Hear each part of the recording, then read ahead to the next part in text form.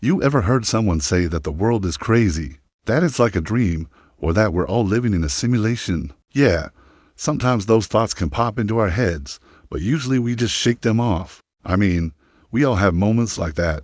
But what if it's true? What if everything we see, hear, touch, smell, and taste, even the way we feel right now, it's all not real? What if this entire world isn't reality, but merely a dream? That's a pretty wild idea, right? But it's one that's been around for thousands of years.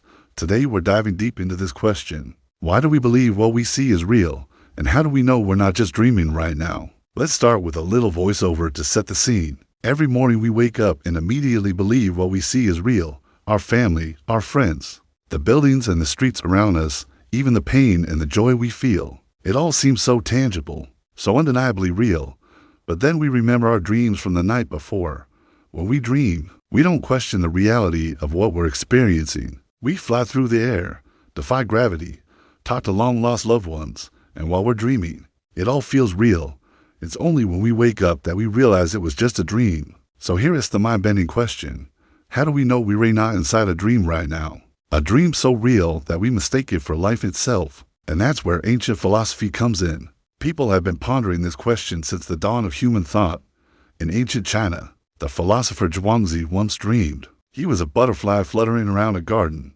When he awoke, he pondered, am I Zhuangzi who dreamed he was a butterfly, or am I now a butterfly dreaming that I am Zhuangzi? More than 1,000 miles away, Plato was posing similar questions in ancient Greece. His famous allegory of the cave illustrates our limited perception of reality. Imagine people chained in a cave, facing a wall their entire lives.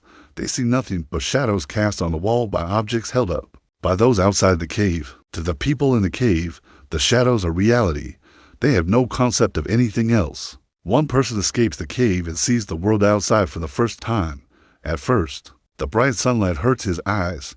He squints and gradually adjusts until he can see clearly. He realizes the shadows he once worshipped as reality were mere illusions. He rushes back to the cave to tell the others, but they don't believe him. They think he's lost his mind. Plato suggests that our physical reality is much like the shadows in the cave, merely an illusion of the true reality. In India, the concept of Maya was introduced, which roughly translates to illusion or unreality. The world as we perceive it is seen as a veil that hides the ultimate reality. But it doesn't end there.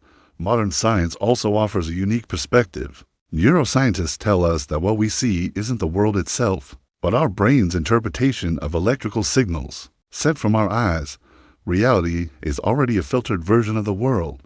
Physicists even suggest we could be living in a simulation, a dream created by an intelligence far more advanced than ours. So how does that leave us? How do we find truth in this labyrinth of perceptions, interpretations, and simulations? It's time for a quick personal reflection. Take a moment to look at your hands, the fingers, the wrinkles, the lines. Look at the objects around you, your phone, your laptop, your desk, the walls, the windows. Ask yourself, are these truly real, or are they simply perceptions? Fleeting images passing through consciousness, because if this life is a dream, then what about the emotions we feel? Are our joys, our fears, our goals and struggles any less real? Do they matter less because they're part of a dream? Or perhaps they matter even more. After all, if this is a dream, we have the power to change the scenery, to conjure new experiences, to rewrite the script of our lives. We leave you with this. Maybe we'll never know for sure if the world is a dream or reality. But here's the challenge. Live as if it's both. If it's reality, then every action counts, every choice shapes the future. If it's a dream, then you are the dreamer, free to shape the story with your imagination, courage, love, and will. Perhaps the secret is not to prove what is real, but to live so fully, so consciously that it doesn't matter. You've lived awake. What do you think? Is the world just a dream? Leave your thoughts in the comments below and let's discuss.